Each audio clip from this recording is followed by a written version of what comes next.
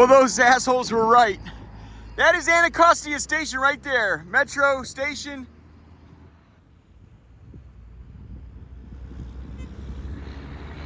Frederick Douglass Bridge right over there. Joint Base Anacostia Bowling right humping there. They were saying, I was like, right here? That's where you guys have a picnic. I go, what are you putting in here? They put up fencing for construction. I go, what are you doing right? What's going on? It's despairing blacks there that shit and piss themselves and vomit on themselves. But that's where they get on and off the trains, all black. I said, what the fuck's going on? What is this right here? They pointed that way. They said, well, I think they're putting in a bridge. That made little to zero sense to me. Now, just today, as I'm going for a walk, I finally see they weren't fucking around. They were just pointing in the wrong area. It's going to the fucking Joint Base Anacostia Bowling. That's the riverfront. That is the beginning. See the rebar and then the concrete? The rebar is what keeps the concrete up. It strengthens the concrete. Concrete, rebar.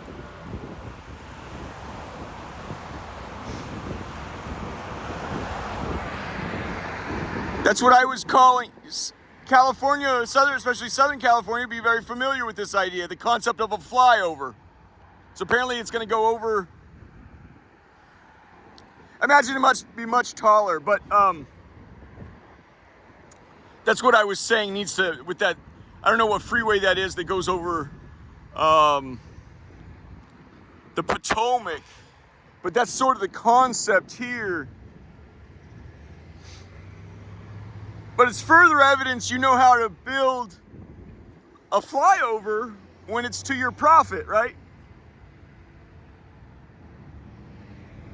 Let's.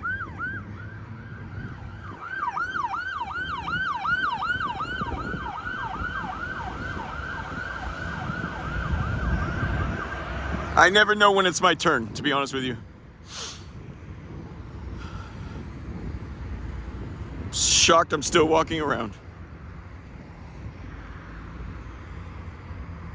With something, you know, like, okay, so who was the guy who shot JFK? That he had communist sympathies. I think he more just wanted to make it. I wanted to get laid or something. I don't know. But there were parts of him that were like true believer too. I don't know.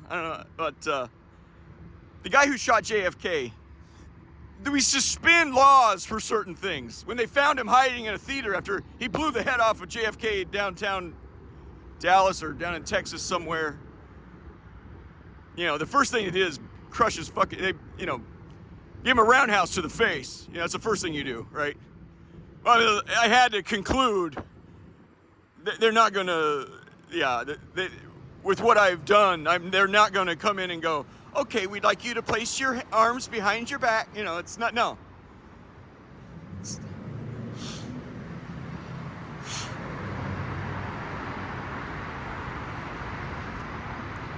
I've tried to think, like, how long will I have to be in jail or prison in a detention center with a skull that's been fractured, you know?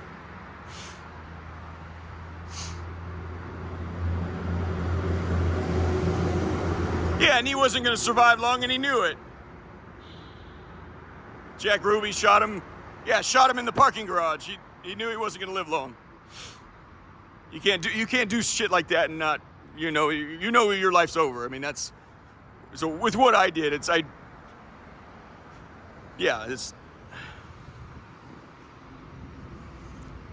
whatever metaphor you want to use, extra innings, borrowed time.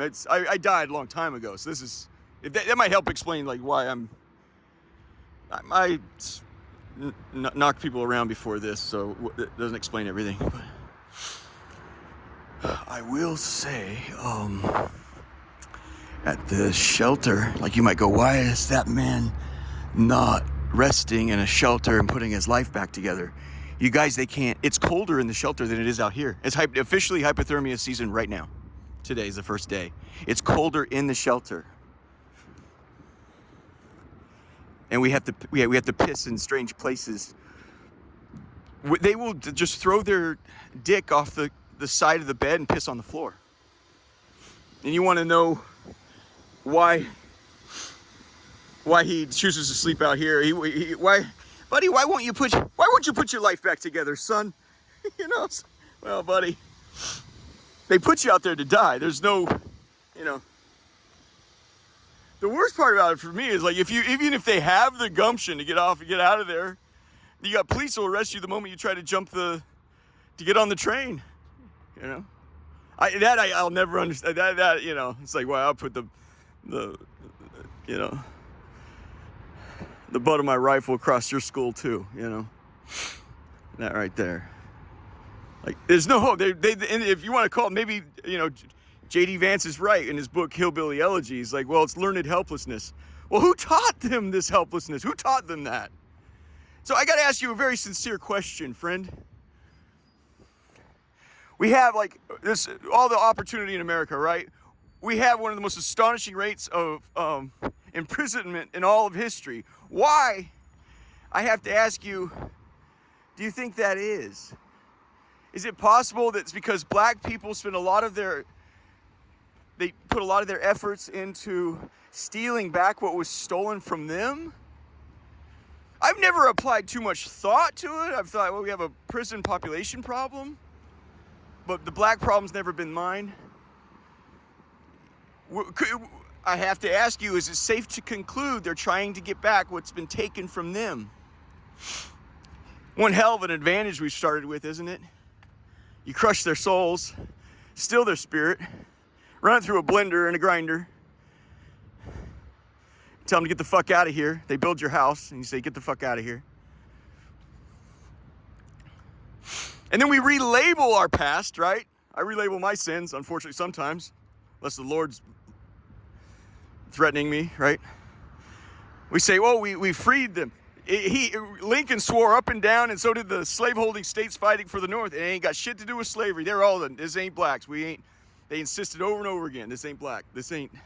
But then, in order to relieve ourselves of this horrifying national sin we committed, we say we fought that war to liberate blacks. When we swore up and down, we ain't got shit to do with the blacks.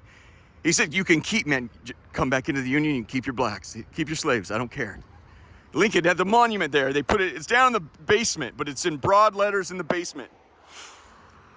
It says, from the side auxiliary unit, it says plain language, this is all about Union. I'll do whatever I can to preserve this Union. If I could free the slaves and free the Union, I would. If I could keep them all slaves and keep the Union, I would do it. I don't care about the slaves. Please, just come back into the Union, keep your slaves. Well, Maryland and other slaveholding states say, hey, well, that's great. Was it only Maryland? I don't know. Yeah, park police have a real sweet sounding, it's like park. This is the exact opposite. Like park, it's not park, like let's go have a picnic.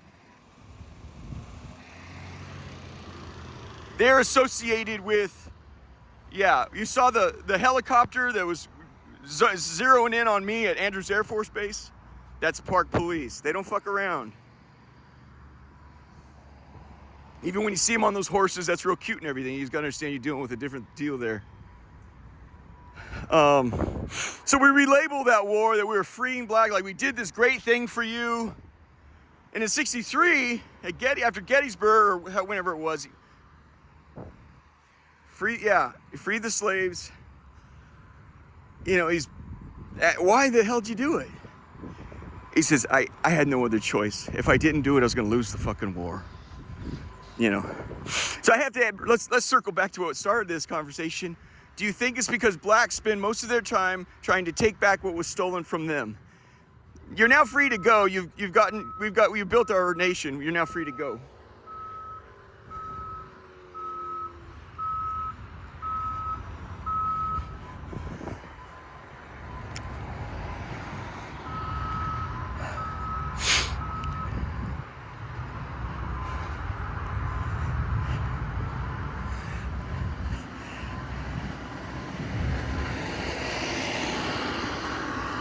And in the greatest diabolical white man twist, you drive through Congress Heights, you look at them despairing after a night of doing crack or shitting and pissing themselves on the other side, throwing chairs.